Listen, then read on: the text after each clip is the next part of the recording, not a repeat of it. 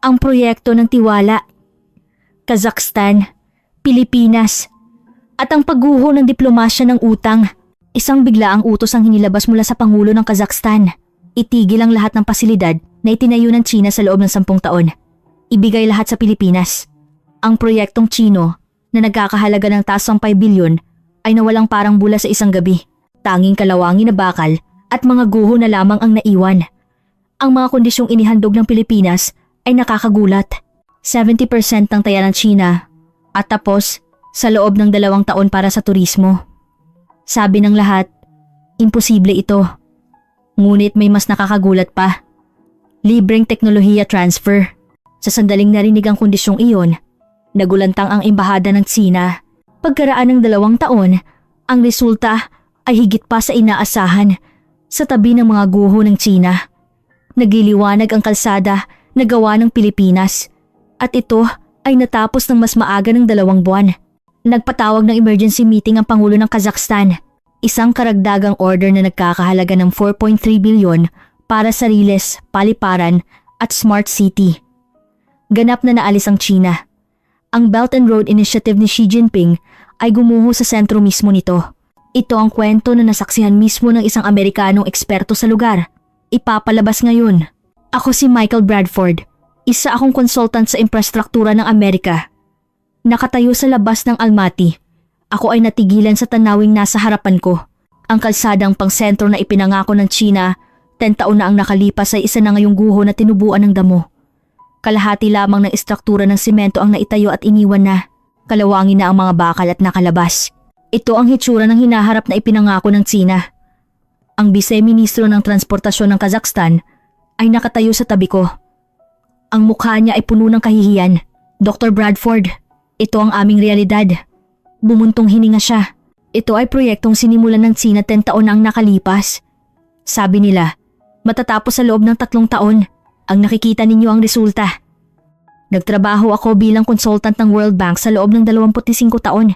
Nakita ko ang hindi mabilang na mga proyekto ng infrastruktura sa mga umuunlad na bansa sa Africa, Central America at Southeast Asia. Ngunit ito ang unang pagkakataon na nakita ko ang ganitong lantad na kabiguan. Nagpatuloy ang Vice-Ministro. Noon, pinaniwalaan namin ang China. Sabi nila, ito ay isang Belt and Road Partnership. Makukuha namin ang kalsada at makukuha ng China ang daanan patungong Europa. Tinuro niya ang guho. Ito ang resulta. Walang kalsada. Utang lang ang natira. Naglakad-lakad ako sa lugar. Kalawangin ang mga abandonadong kagamitan sa konstruksiyon ng China. Nakita ko rin ang mga sako ng semento na nakatambak at tumigas na. Iniwan ng kumpanyang Sino ang lahat nang sila ay umalis. May lumapit na lokal na residente. Isang lalaking nasa 60s. Banyaga po ba kayo? Pinuntahan niyo ba ito? Napangiti siya ng mapait. Nung dumating ang mga Sino, nagdiwang kami. Sa wakas, magkakaroon na ng matinong kalsada. Uunlad ang aming baryo. Tiningnan niya ang guho. Tingnan niyo ngayon. Nasaan ang pangako? Nagtanong ako. Bakit tumigil ang konstruksyon? Sumagot ang Vice-Ministro. Biglang humingi ng karagdagang gastos ang China. Halaga na higit pa sa doble ng orihinal na kontrata. Nang tumanggi kami, umalis na sila agad. Kinuha nila ang mga kagamitan na tauhan at ayaw makipagnegosasyon. Ito ay eksaktong kapareho ng pattern na nakita ko sa Africa, Sri Lanka, Pakistan, Zambia. Inuulit ng China ang parehong taktika. Sisimulan muna ang proyekto para maging obligado ang bansa. Pagkatapos ay babaguhin ang kondisyon sa kalagitnaan. Kung tatanggi, aalis. Kung tatanggapin, utang na walang katapusan. Sa alinmang paraan, ang lokal na bansa ang nagdurusa. Ipinasakay ako ng Vice-Ministro sa kotse at nagtungo kami sa Almaty. Habang nasa loob, sabi niya, Dr. Bradford, magpapakatoo ako. Alam niyo ba kung bakit kami tumawag ng Amerikanong eksperto? Tumahimik ako at nakinig. Kailangan kaming humanap ng bagong partner. Hindi na namin mapagkakatiwalaan ang China. Ang mga mata niya ay puno ng pagkabahala. Ang Kazakhstan ay isang bansang walang dagat. Ang kalsada at riles ang aming lifeline. Ngunit hawak at niyayanig ng China ang lifeline na iyon. Kailangan namin ng pagpipilian. Nagtanong ako, anong bansa ang iniisip ninyo? Sumagot ang Vice-Ministro. Pilipinas. Pilipinas? Medyo nagulat ako. Alam kong mahusay ang Pilipinas sa infrastruktura dahil sa dami ng mahuhusay na overseas Filipino workers. OFW. Ngunit bihira ako makarinig ng mga operasyon nila sa Central Asia. Nagpaliwanag ang Vice-Ministro. Ang kumpanyang Pilipino, Kasaligan Construction ng Tiwala, ay nagpadala ng proposal para tapusin ang Almaty Ring Road sa lugar na iniwan ng China. Idinagdag niya, ngunit masyado itong maganda ang kondisyon kaya nakakaduda. Kaya kayo ang ipinatawag namin, Doktor. Pakiberipika. Tumango ako. Maaari ko bang makita ang proposal? Kinuha ng Vice-Ministro ang dokumento mula sa kanyang briefcase. Ito ang proposal ng Kasaligan Construction. Habang binubuklat ko ang mga pahina, hindi ako makapaniwala. Gastos sa konstruksyon, 70% ng taya ng China. Panahon ng konstruksyon, 2 taon. Lokal na trabaho. Mahigit 100 Kazakh technician. Teknolohiya transfer. Pagsasanay sa pagpapanatili pagkatapos ng pagkumpleto. Imposible ang mga kondisyong ito. 30% na mas mura kaysa sa China. Tatapusin sa loob ng 2 taon ang 10 taong proyekto at may libre pang teknolohiya transfer. Nagduda rin ako noong una. Walang libreng tanghalian sa mundo. Nabasa ng Vice-Ministro ang aking ekspresyon. Ganoon din ako. Masyadong maganda ang kwento. Kaya baka may daya. Kaya humihingi kami ng beripikasyon mula sa inyo, Doktor. Seryoso siyang nagsalita. Isa na kaming naloko. Hindi kami papayag na maloko ulit. Isinara ko ang dokumento. Kailangan kong imbestigahan pa ang lugar at makipagkita sa kinatawan ng Kasaligan Construction. Kung hindi, hindi ako makakapagdesisyon. Tumango ang Vice-Ministro. Titiyakin ko ang lahat ng kooperasyon. Inalis ko ang aking bagahe sa hotel at tumingin sa labas ng bintana. Nagliliwanag ang mga bituin sa gabi ng Almaty, ang puso ng Central Asia. Isang bansa na nasa gitna ng China at Russia. Ang bansang ito ay nakatayo sa isang bagong pagpipilian. Pilipinas? Alam ko ang reputasyon ng mga kumpanyang Pilipino. Ayala San Miguel, DMCI. Ngunit nagulat ako na umaabot sila sa Central Asia sa larangan ng infrastruktura. Magtatagumpay ba sila sa lugar na kung saan nabigo ang China? Malalaman ko ang sagot bukas. 5 billion. Ito ang halaga ng utang na kailangang bayaran ng Kazakhstan sa China. Kinabukasan, binisita ko ang Ministry of Finance ng Kazakhstan. Ipinakita sa akin ng Vice-Ministro ang confidential documents, ang detalye ng kontrata sa infrastruktura sa China. Habang binubuklat ko ang mga pahina, lalong umakyat ang galit. Ang kontrata para sa Almaty Ring Road noong 2013 ay may orihinal na halaga na 2,800 million. Ngunit noong 2015, humingi ng karagdagang 300 million. Noong 2017, isa pang 400 million. Sa huli, ang kabuoang halaga ay lumampas sa 1.5 billion. Halos doble ng orihinal. Ngunit hindi natapos ang kalsada. Nagtanong ako, ano ang batayan ng karagdagang gastos na ito? Umiling ang opisyal ng Ministry of Finance. Sabi nila, pagtaas ng presyo ng materyales. Ngunit, nang imbestigahan namin, bumaba pa ang presyo ng bakal noong panahong iyon. Malinaw na pandaraya. Pandaraya, tama ang salita. Tiningnan ko rin ang iba pang kontrata. Eksaktong pareho ang pattern.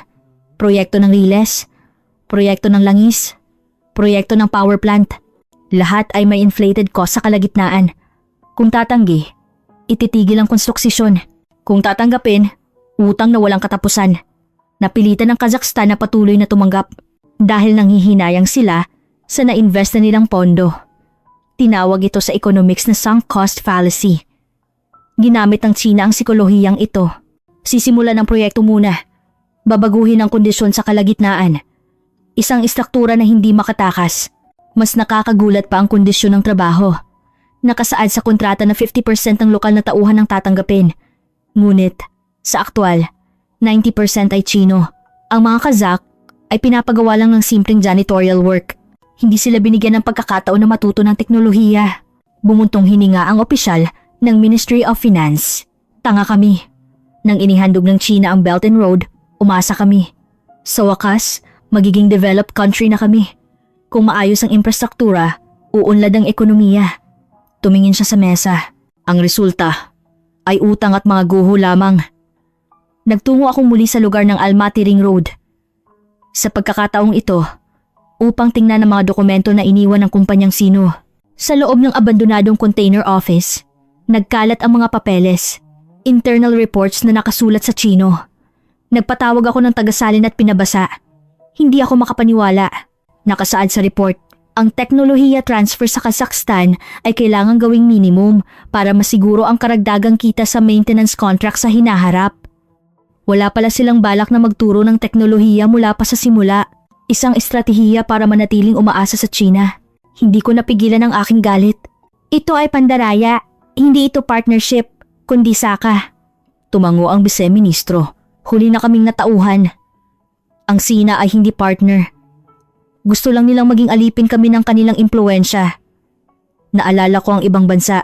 Ang daungan ng Hambantota sa Sri Lanka ay itinayo ng Sina. Nang hindi makabayad ng utang, kinuha ng Sina ang lease sa loob ng 99 taon. Parang isinuko na ang teritoryo. May utang na 62 bilyon ng Pakistan. Ang Laos ay may utang sa China na katumbas ng kalahati ng kanilang GDP.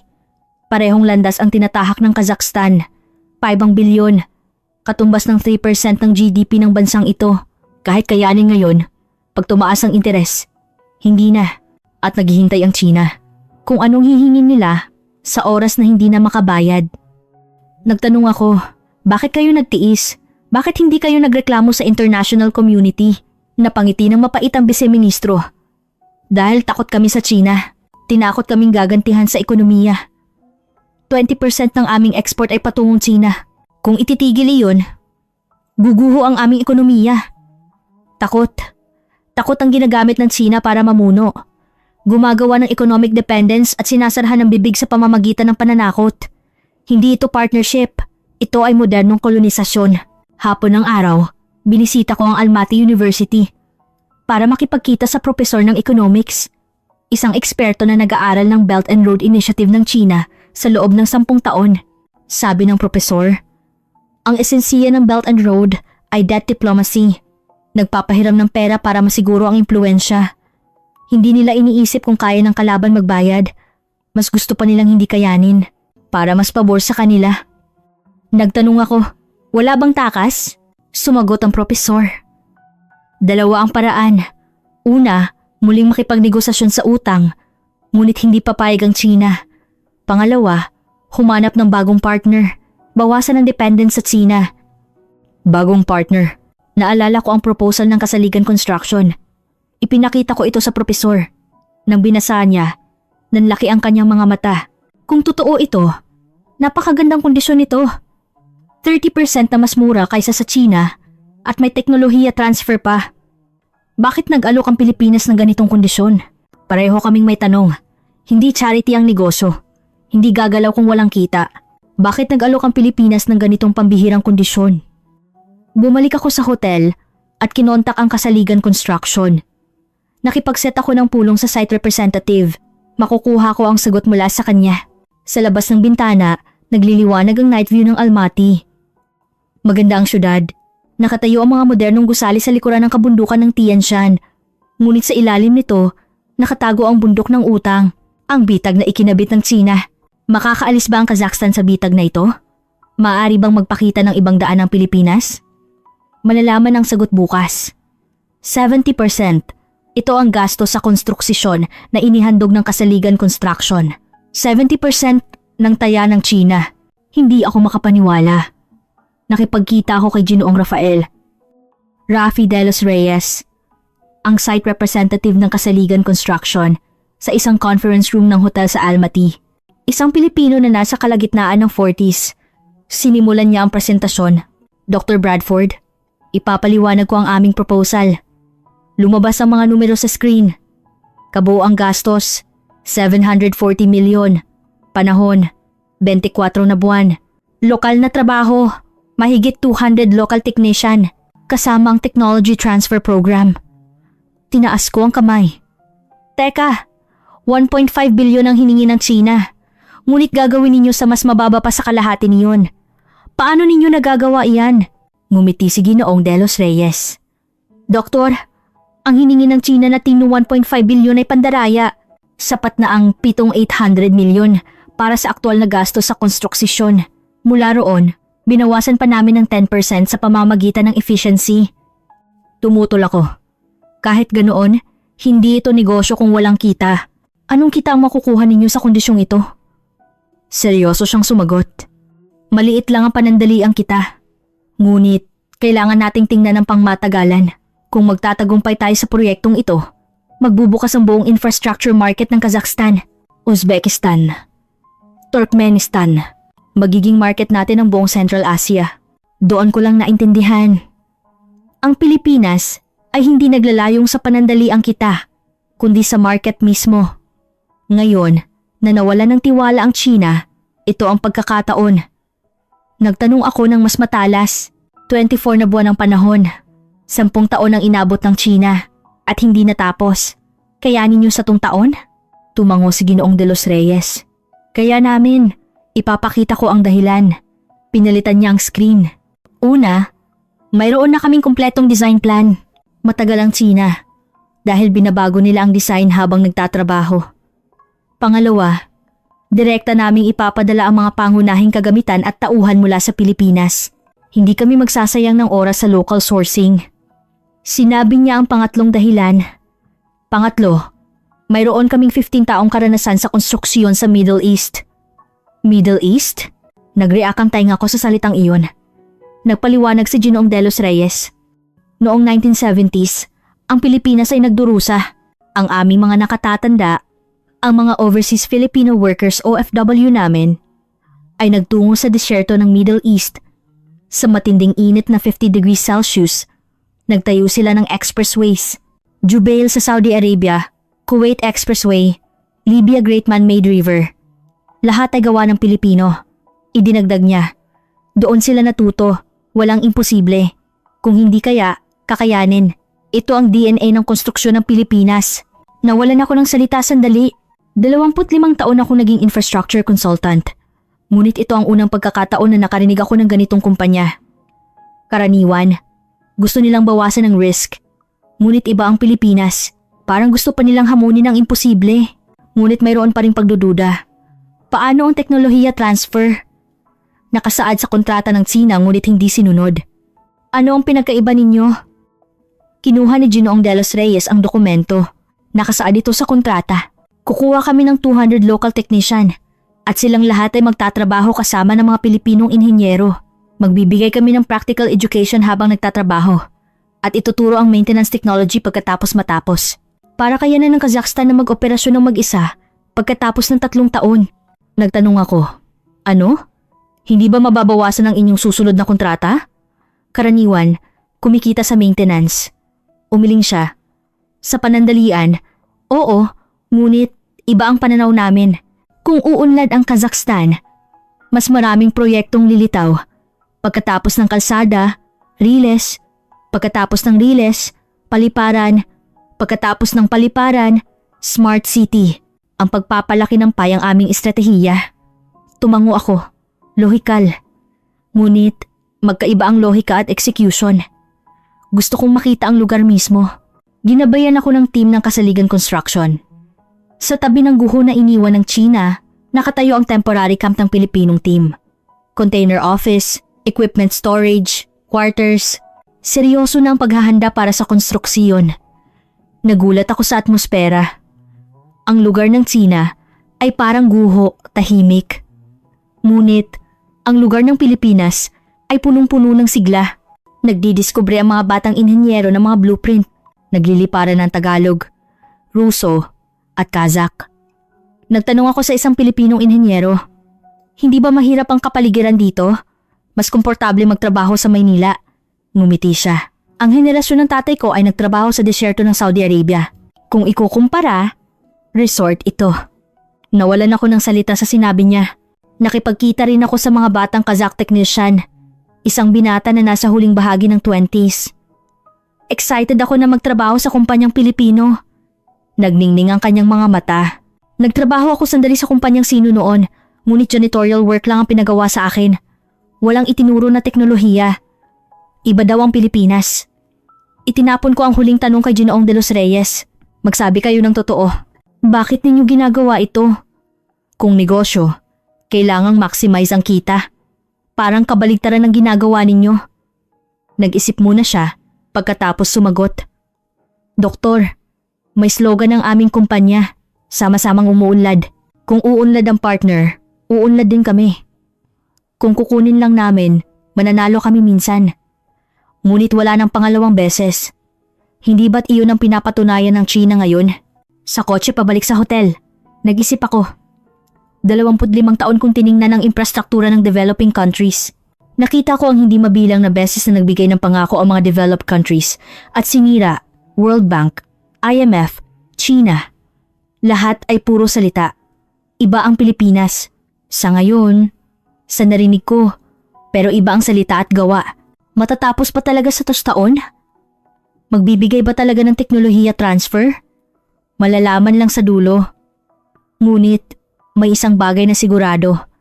Nagkaroon ng pagpipilian ng Kazakhstan maliban sa China. Malaking bagay na iyon. Sa labas ng bintana, nakita ko ang kabundukan ng Almaty. Ang mga tuktok na may yelo ay nagliliwanag sa sikat ng araw. Darating ba ang araw na makakalaya ang magandang bansang ito mula sa tanikala ng utang? Matutupad ba ng Pilipinas ang pangako? Ang sagot ay darating sa loob ng 2 taon. Pagkaraan ng 2 taon, bumisita ako muli sa Almaty. Pagbaba ko sa eroplano, sumakay agad ako sa kotse. Ang destinasyon, Almaty Ring Road. Ang guho na puro damo lang 2 taon na ang nakalipas. Tinupad ba ng Pilipinas ang pangako? Mabilis ang tibok ng puso ko. Palapit na kami sa kalsada. Nagbago ang tanawin sa labas ng bintana. Hindi ako makapaniwala. Patuloy ang makinis na aspalto. Malinis na guhit ng kalsada. Perpektong guardrail. Modernong pasilidad ng ilaw. Ito ba ang dating guho? Sabi ng driver. Gawa ng kumpanyang Pilipino. Sabi nila, natapos ng mas maaga ng 2 buwan. 2 buwan na mas maaga. 24 na buwan ang kontrata. Ngunit natapos sa 22 buwan. Nawalan ako ng salita. Nagmaneho kami sa Ring Road. Makinis ang biyahe. Katumbas ng expressway sa Tokyo o New York. Baka mas maganda pa. Ito ay sa Kazakhstan? Pinatigil ko ang kotse sa gilid. Naglakad ako sa gilid ng kalsada at tumigil. Sa tabi mismo, nakatayo pa rin ang guho na iniwan ng China. Kalawangin na bakal, basag na semento, damo na tumubo. Eksaktong pareho ang tanawin 2 taon na ang nakalipas. Parehong lupa sa ilalim ng parehong langit. Sa isang banda, perpektong kalsada. Sa kabilang banda, abandonadong guho. Mayroon bang mas malinaw na contrast kaysa rito? Kumuha ako ng litrato. Kailangan kong ipaalam sa mundo ang tanawing ito. Kung anong ginawa ng China at anong ginawa ng Pilipinas. Kailangan masabi ko ang nakita ko. Sinalubong ako ng Vice-Ministro ng Transportasyon ng Kazakhstan. Ang mukha na puno ng pagkabahala 2 taon na ang nakalipas ay napalitan ng malaking ngiti. Dr. Bradford, ikinararangal kong makita kayong muli. Tinuro niya ang kalsada. Ito ang aming bagong kinabukasan. Isang seremonya ng pagbubukas ang ginanap. Maging ang Pangulo ng Kazakhstan ay dumalo. Embahador ng Pilipinas, Executive ng Kasaligan Construction at 200 Kazakh technician. Nagpalakpakan silang lahat. Nagtalumpati ang Pangulo. Hindi lang ito aspalto. Ito ay tiwala. Tiwala na ipinakita ng Pilipinas.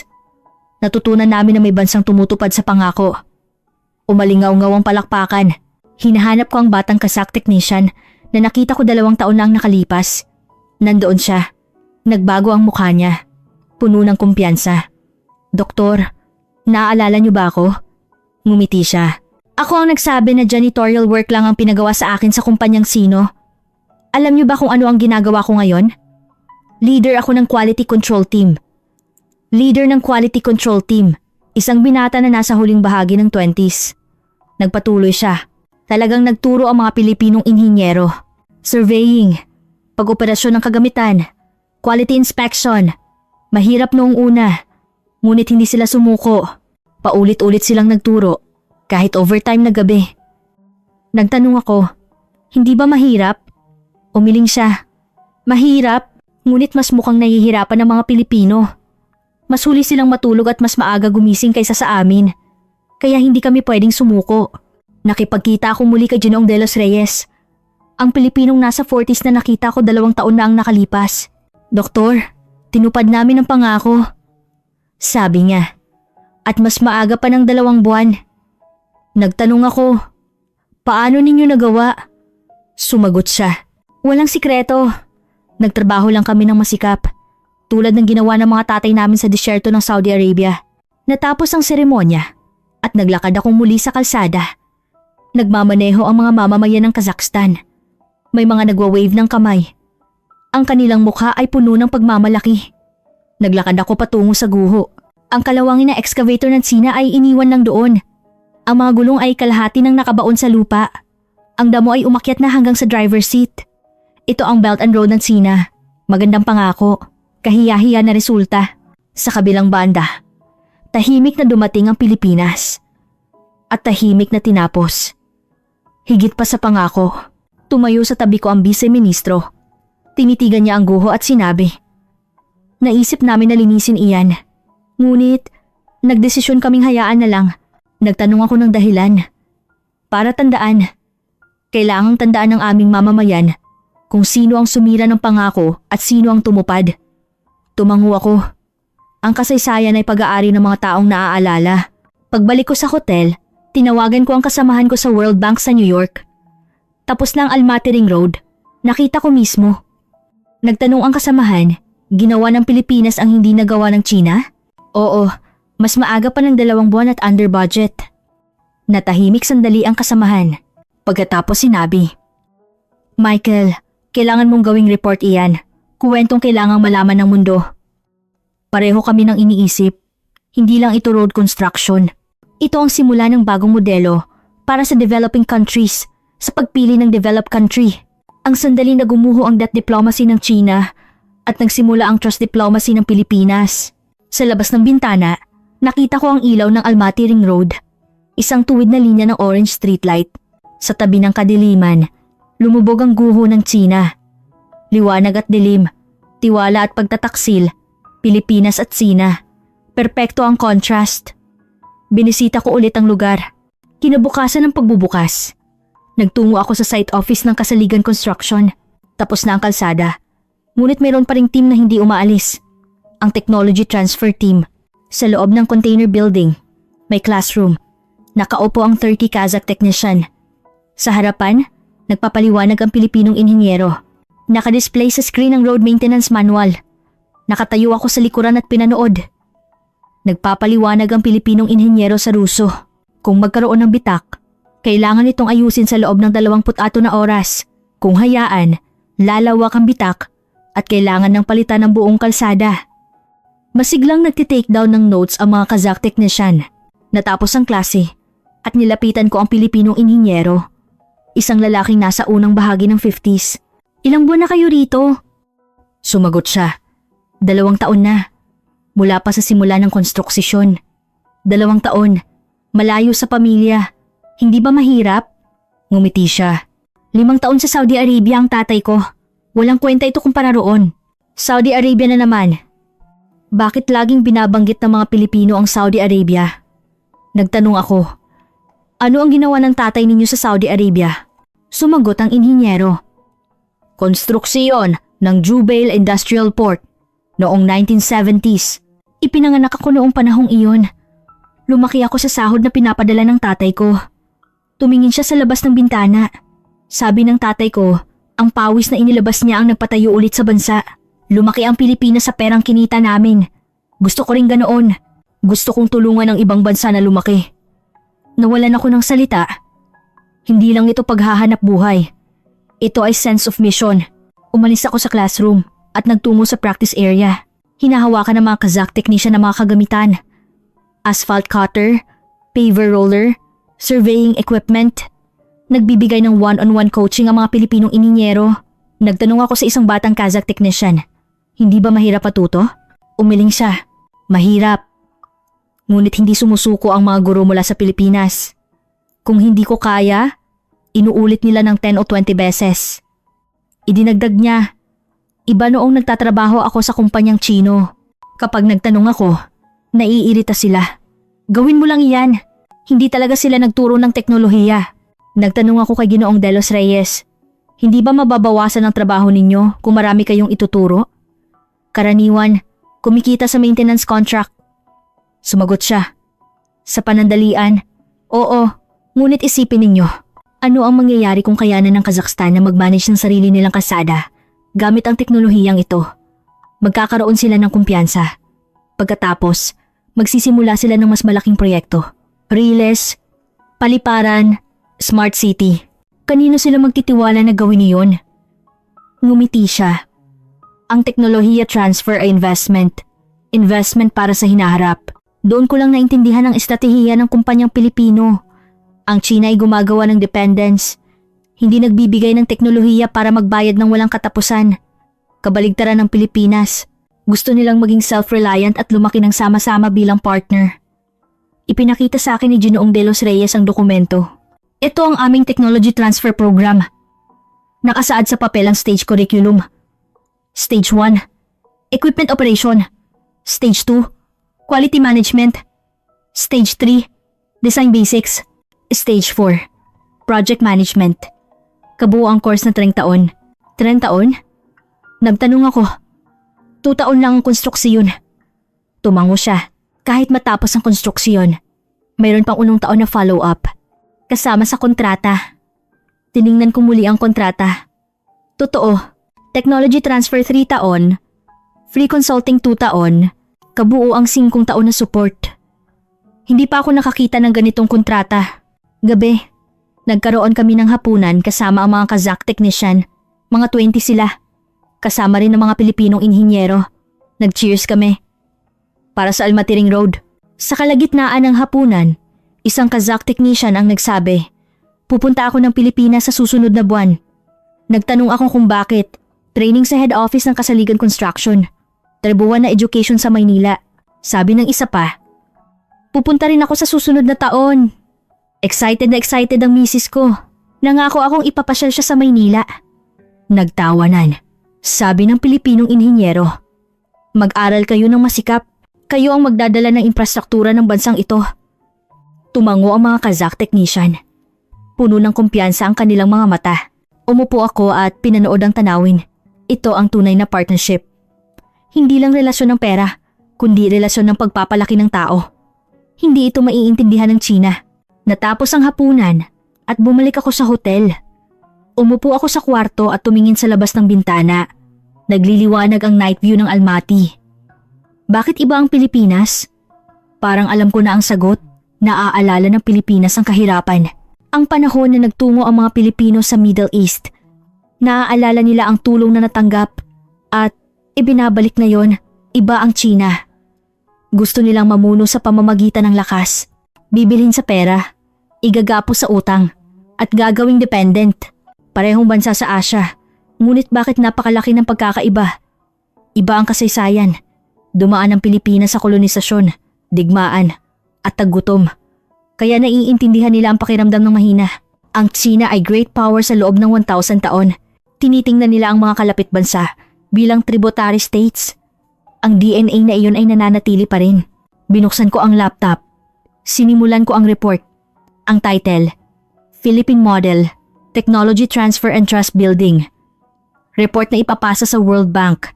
Kailangan kong ipaalam sa mundo ang kwentong ito na may bagong pagpipilian ng mga developing countries na hindi lang China ang sagot. Nagtanong ako sa isang Pilipinong inhinyero, kuwentuhan ninyo pa ako tungkol sa henerasyon ng tatay ninyo. Ano ang ginawa nila sa Saudi Arabia? Pagkatapos ng hapunan, nakaupo ako sa lobby kasama ang 3 Pilipinong inhinyero. 40s, 50s, 60s. 3 henerasyon ang nagtipon. Nagsimula si Anger. Hidalgo, ang nasa 60s. Ako mismo ang nagpunta. Saudi Arabia noong 1978. 22 taong gulang. Nagulat ako. May direct experience. Ano ang pakiramdam doon? Tumingin si Anger. Hidalgo sa malayo. Impyerno? Nagsimula siyang magkwento. 1978, konstruksyon ng Jubal Industrial Port. Ako ay laborer ng isang malaking construction company. Habang papunta sa Saudi Arabia, umiiyak ang senior ko na nakaupo sa tabi ko. Nang tinanong ko kung bakit, sabi niya, masakit iwanan ng pamilya. Napaiyak din ako. Pagdating namin, disyerto.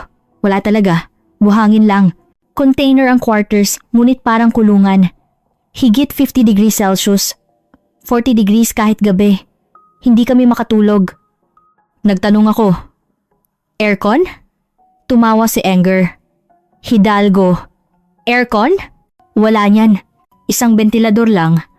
20 tao kaming natutulog. Nagpatuloy siya. Gumigising kami ng 4 ng umaga. Kailangang magtrabaho bago sumikat ang araw. Kung tanghali, masyadong mainit. Kaya natutumba ang mga tao. Marami talaga ang natumba. May kasamahan kaming namatay sa heat stroke. Huminga ako ng malalim. May namatay? Oo. 3 ang alam ko. Isa sa pagkahulog, isa sa heat stroke, isa sa equipment accident. May kaso na hindi na ipadala sa Pilipinas ang bangkay at inilibing doon. Namula ang mata niya, ngunit kailangan naming pumunta para sa pera. Noong panahong 30 lang ang kita sa Pilipinas, 300 ang kita sa Saudi Arabia, 10 beses. Sa perang iyon, pinag-aral ko ang kapatid ko, binayaran ng ospital ng magulang ko, bumili ng bahay. Anlay, sabi ng inhinyerong nasa 40s. Pumunta rin ang tatay ko sa Saudi Arabia, 1980s. Lumaki ako sa perang pinapadala niya. 5 taon ko siyang hindi nakita. Wala siya noong graduation ko. Sabi ng inhinyerong nasa 50s, pumunta ang tatay ko sa Libya Great Man-Made River. Konstruksyon ng waterway sa desyerto. 1 beses lang sa 1 buwan ang sulat ang tanging komunikasyon. Nagtanong ako, bakit ninyo ginawa iyon kahit buhay ninyo ang kapalit? Sumagot si Anger. Hidalgo, kasi mahirap ang bansa. Noong 1970s, isa ang Pilipinas sa pinakamahihirap na bansa sa mundo. 0.400 ang national income. Level ng pinakamahihirap na bansa sa Africa ngayon. Wala kaming makain. Alam mo bang salitang gutom? Ang panahon na naubos ang pagkain pagdating ng tagsibol. Nakaranas din akong magutom noong bata ako. Nagpatuloy siya. Kaya nagpunta kami sa disyerto. Mas gugustuhin ko pang mamatay sa trabaho kaysa magutom. Talagang ganoon ang iniisip namin. Ang sinimo kaya na. Nawalan ako ng salita sandali. Hindi lang ito trabaho. Ito ay survival. At doon umunlad ang Pilipinas? Nagtanong ako. Tumango si Engro. Hidalgo, ang pera na kinita sa Middle East ang naging lifeline ng ekonomiya ng Pilipinas. 22 bilyon ang kinita sa loob ng 10 taon mula 1975 hanggang 1985. Sa perang iyon, nagtayo kami ng mga pabrika, nagpagawa ng shipyard, naglatag ng expressways. Kaya naging global companies ng San Miguel, Ayala, DMCI. Dahil doon na itatag ang pundasyon, idinagdag ng inhinyerong nasa 40s. Ganoon din ang kumpanya namin. Lumaki sa construction business sa Middle East. Ang pagtatrabaho namin ngayon sa Kazakhstan ay extension lang niyon. Minana namin ang teknolohiya at espiritu na natutunan ng mga senior namin sa desyerto. Nagtanong ako, ano ang espiritu na iyon kung ilalarawan sa isang salita? Sumagot si Anger. Hidalgo, kung hindi kaya kakayanin. Sabi yan ng master namin noon. Naging DNA namin. Kahit mukhang imposible, subukan mo muna. Humanap ng paraan. Huwag kang sumuko hanggat hindi ka namamatay. Sa espiritu na iyon, nakaligtas kami sa disyerto. Doon ko lang naintindihan. Bakit mas mura ng 30% ang kumpanyang Pilipino kaysa sa China at natapos sa loob ng 2 taon? Mayroon silang DNA na naipon sa loob ng 50 taon. DNA na nagpapabago ng imposible sa posible. DNA na hinasa sa disyerto. Sabi ng inhinyerong nasa 50s. Mahirap din kami. Ang taglamig sa Kazakhstan ay aabot sa 30 degrees Celsius. Ang tag-init ay higit 40 degrees. Kasing hirap ng Saudi Arabia. Ngunit, naisip namin ang mga senior namin kaya hindi kami pwedeng magreklamo. Ngumiti si Anger. Hidalgo, ngayon mas madali na. May aircon ng quarters at hindi masama ang pagkain. Langit kumpara noong bata pa ako. Sulit ang hirap noon. Itinapon ko ang huling tanong. Bakit kayo nagtuturo ng teknolohiya? Bakit hindi na lang kayo magpatuloy sa pagtatrabaho at kumita ng pera mula sa mga Kazakh? Nag-isip sandali si Anger. Hidalgo, pagkatapos sumagot. Kasi tinuruan din kami. Tinuruan? Oo. Tinuruan kami ng mga ininyero ng Amerika at Britanya sa Saudi Arabia. Sila ang nagturo. Noong una, hinahamak nila kami. Mga tao mula sa mahirap na bansa. Ngunit, nakita nila kaming nagtatrabaho ng masikap, kaya kinilala nila kami. Nagturo rin sila ng teknolohiya. Nagpatuloy siya. Ibinabalik lang namin ang utang na loob na iyon. Tinitingnan ko ang mga kabataang Kazakh. Parang kami noong una. Gusto nilang mag-aral na masikap at paunlarin ang bansa. Hindi ba't gusto mong tulungan ng mga taong ganoon? Tumango ako. Ang bining itinanim sa desyerto. 7 taon na ang nakalipas ay namumulaklak ngayon sa Kazakhstan. Ang utang na loob na natanggap ng Pilipino ay naipasa sa susunod na henerasyon. Hindi ito alam ng China. Iniisip nilang masusolusyonan ang lahat sa pera. Iniisip nilang susunod ang mga tao kung igagapos sa utang. Ngunit, ang puso ng tao ay hindi nabibili ng pera. Alam iyan ng Pilipinas. Dahil natutunan nila sa desyerto. Dahil natutunan nila sa kahirapan. Lumalim na ang gabi. Bumalik ako sa kwarto at tumingin sa labas ng bintana. Nagliliwanag ang mga bituin sa Almaty. Ang mga bituin na ito ay nagliliwanag din sa desyerto ng Saudi Arabia. Aman 5 taon na ang nakalipas. Ang mga kabataang nagtrabaho ng masikap noon ang nagtayo ng Pilipinas ngayon. Magkakaugnay ang kasaysayan. Ang sakripisyo ng nakaraan ang gumawa ng himala ngayon at ang pag-asa ngayon ang gumagawa ng kinabukasan. Natutunan ko iyan sa Kazakhstan. Ang Almaty Road ay simula pa lang. Sa araw na tapos na ang coverage ko sa Kazakhstan, pinigilan ako ng Vice Ministro ng Transportasyon. Dr. Bradford, may sasabihin ako. Seryoso ang mukha niya. Pagpasok sa conference room, nakatambak ang mga dokumento sa mesa. Sabi ng Vice Ministro, nagdesisyon ang gobyerno namin. Nagtanong ako, anong desisyon? Mula ngayon, ipagkakatiwala namin ang lahat ng large-scale infrastructure sa Pilipinas. Hindi ako makapaniwala. Lahat ng infrastruktura? Pinalawak ng Vice Ministro ang dokumento. Railway Modernization Project, 1.5 billion. New Port Construction, 800 million. Smart City Development, 2 billion. Kabuang, 4.3 billion. Nagdesisyon kaming bigyan ng priority ang mga kumpanyang Pilipino, 4.3 billion. Halagang higit 6 na beses ng Almaty Ring Road. Nagtanong ako, ano ang mangyayari sa China? Hindi sila tatahimik. Nagkibit balikat ang Vice Ministro. Magpoprotesta sila. Ngunit, matibay ang desisyon namin. Naloko na kami minsan ng China. Hindi kami papayag na maloko ulit. Tumingin siya sa labas ng bintana. Pinatunayan ng Almaty Ring Road ang lahat. Ang Pilipinas ay bansang tumutupad sa pangako. Nakikita rin ng aming mamamayan. Ang kalsada ng Pilipinas ay nagliliwanag sa tabi ng guho ng China. Wala nang pipili sa China. Tumango ako. Ang Almaty Ring Road ay hindi lang kalsada. Ito ang showcase na nagpapatunay ng brand ng Pilipinas. Kinagabihan, may mas nakakagulat na balita. Tawag mula sa Uzbekistan. Gustong makipag-usap sa akin ang Vice Ministro ng Ekonomiya ng Uzbekistan. Nag-video conference kami. Sabi niya, Dr. Bradford, narinig namin ang kwento ng Kazakhstan. Gusto rin naming makipagtulungan sa Pilipinas. Nagtanong ako ng scale. Sumagot siya. Lo silo. B. I. Atan yung mga nayi. Y. O. Na. Aninahan ko na. Ma. B. A. Do. To. Bay. Ana. A. J. Dangta. A. M. A. L. E. Mayna. Masko. Na. J. R. I note. An. E. D. Nan makaya to. 66 billion. Baka nagkamali akong rinig. 66 billion? Oo.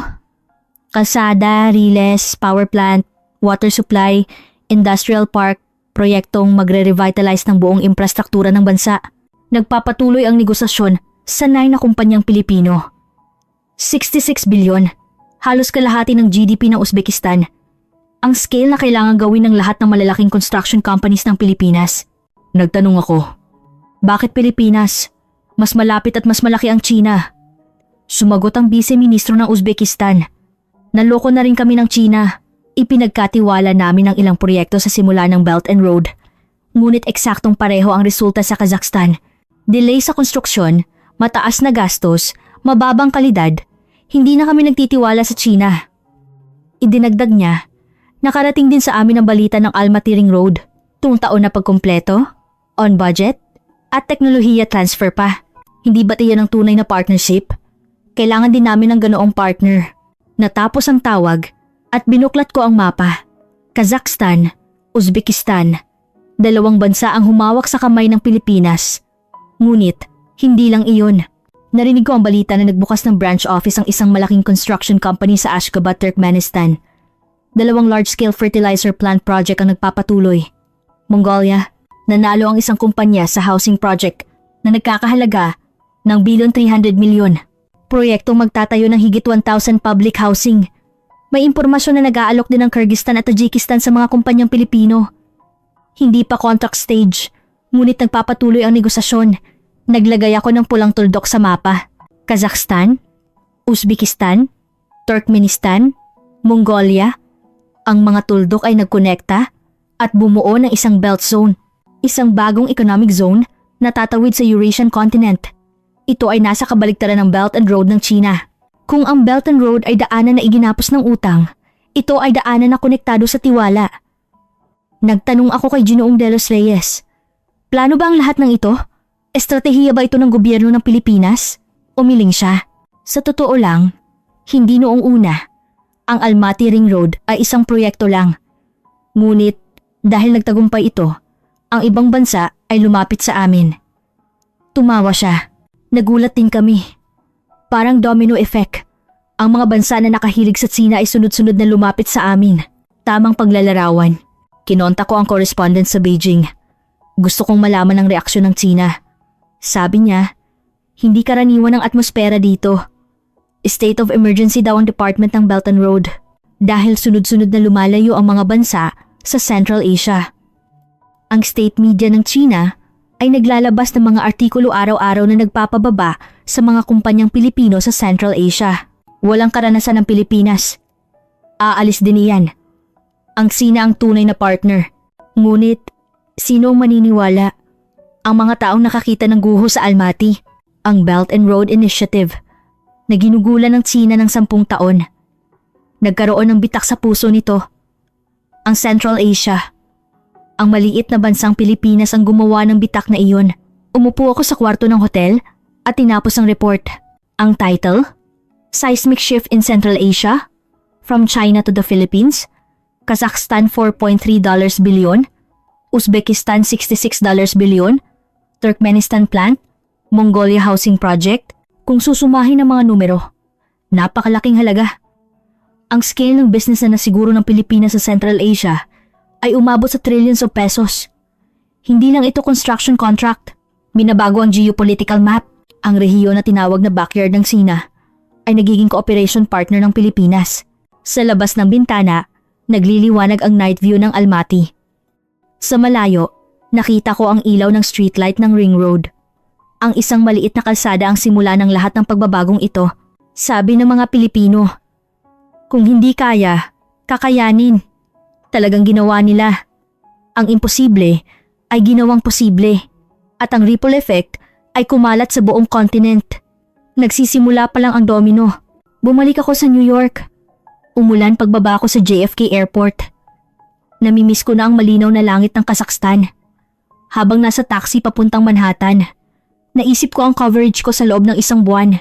Ang construction site ng Tsina na naging guho, ang kalsada ng Pilipinas na natapos sa taon, ang 5 billion na utang, ang 70% tataya, ang classroom ng technology transfer, ang kwento ng disyerto ng Saudi Arabia, ang 66 billion na kontrata ng Uzbekistan.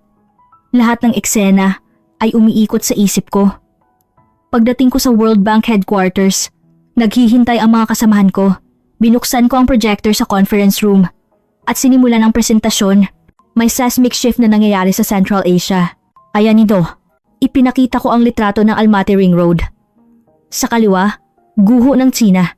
Sa kanan, kalsada ng Pilipinas. Nag-ingay ang mga kasamahan ko. Nagtanong ang isang tao, iyan ba ang parehong lugar? Oo, parehong lupa. Magkaibang resulta. Inilatag ko ang mga numero. Kazakhstan, 4.3 billion. Uzbekistan, 66 billion. Turkmenistan Plant, Mongolia Housing Project. Naging seryoso ang ekspresyon ng mga kasamahan ko. Natapos ang presentasyon at nagtanong ang boss ko. Bradford, ano ang konklusyon? Bakit nangyayari ito? Nag-isip ako sandali. Pagkatapos sumagot, tiwala. Tiwala. Oo, Nagtayo ang Pilipinas ng tiwala at nawala ng tiwala ang China. Iyon lang iyon. Tumahimik ang conference room. Nagpatuloy ako sa pagpapaliwanag. Gusto ng China na bilhin ang impluwensya sa pera. Nagbigay ng utang, nanakot at ginawang dependent. Sa panandalian, naging epektibo iyon. Ngunit sa pangmatagalan, nawalan ng tiwala. Sri Lanka, Pakistan, Kazakhstan, ang bansa na naloko minsan ay hindi na maluloko ulit. Nagkwento ako tungkol sa Pilipinas. Kabaligtaran ang approach ng Pilipinas. Nag-invest sila sa tao kaysa sa pera. Nagturo ng teknolohiya, gumawa ng trabaho, at sinabing lalaki silang sama-sama. Maliit ang panandali ang kita. Ngunit, kung titingnan sa 10 o 20 taon, mananalo ang Pilipinas. Express, nagtanong ang boss ko. Bakit ang Pilipinas lang ang nakakagawa niyan? Hindi ba kaya ng ibang developed countries? Nagkwento ako tungkol sa disyerto ng Saudi Arabia, ang Pilipinas noong 1970s, ang mga kabataang nagtrabaho. Nang masikap sa matinding init, ang kwento kung paano nila itinayo ulit ang bansa sa perang kinita. Naaalala ng Pilipinas ang kahirapan. Naaalala nila na natulungan sila at ibinabalik ngayon. Walang ganoong alaala ang Amerika o Europa. Masyado na silang matagal na mayaman. 1,000 taon na ang Sinai Great Power. Hindi nila naiintindihan ang pakiramdam ng mahina. Sabi ng boss ko, kailangan nating irekomenda ang Philippine model sa developing countries. Tumango ako. Iyon ang konklusyon ko. Nabigo ang Chinese model. Gumagana ang debt diplomacy sa panandalian, ngunit guguho sa pangmatagalan.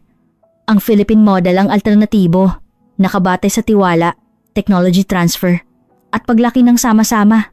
Ito ang susi sa sustainable development. Natapos ang meeting at bumalik ako sa office. Sa labas ng bintana, nakita ko ang Manhattan skyline. Empire State Building, Chrysler Building, mga gusali na simbolo ng kasaganaan ng Amerika. Ngunit, may iba akong imahe sa isip. Ang ilaw ng streetlight ng Almaty Road, ang nagliliwanag na mata ng batang Kazakh technician, ang kamay ng Pilipinong inhinyero na puno ng kaloses.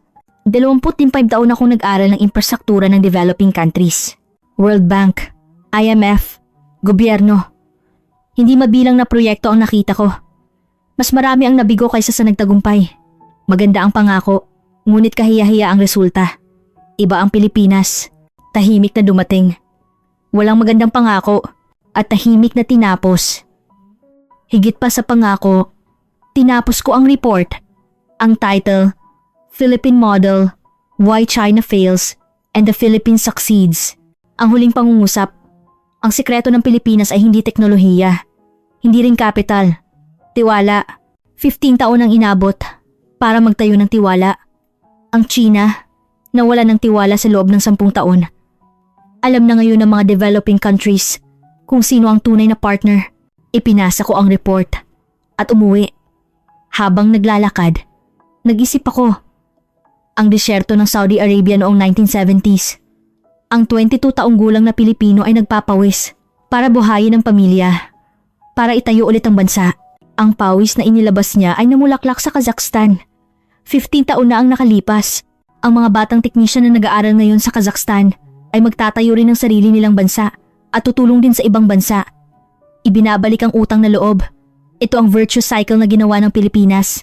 Natulungan, lumaki, at tumulong ulit. Koneksyon na walang katapusan. Koneksyon na binuo hindi ng utang, kundi ng tiwala. Hindi ito alam ng China.